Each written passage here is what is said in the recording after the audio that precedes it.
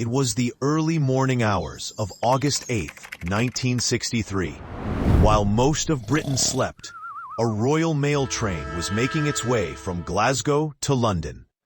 On board were postal workers, letters, and parcels, the everyday lifeblood of the nation.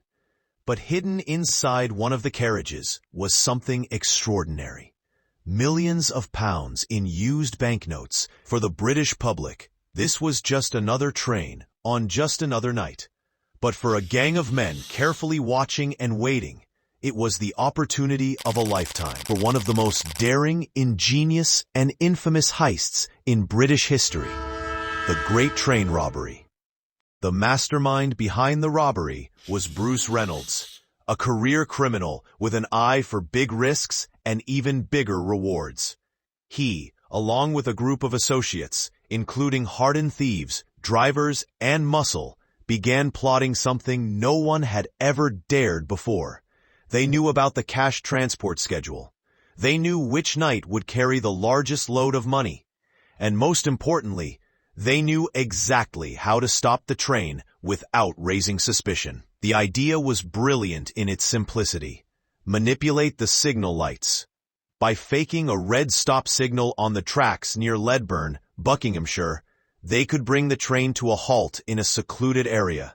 There would be no police, no witnesses, just the train crew and millions of pounds in banknotes.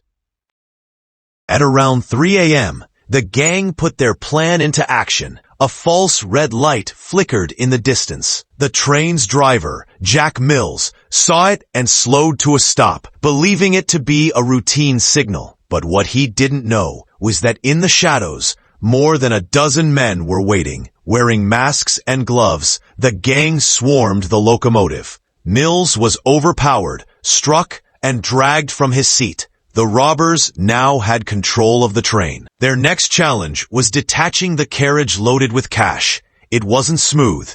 The gang struggled with equipment they didn't fully understand. But eventually, they managed to separate the money-filled coach from the rest of the train.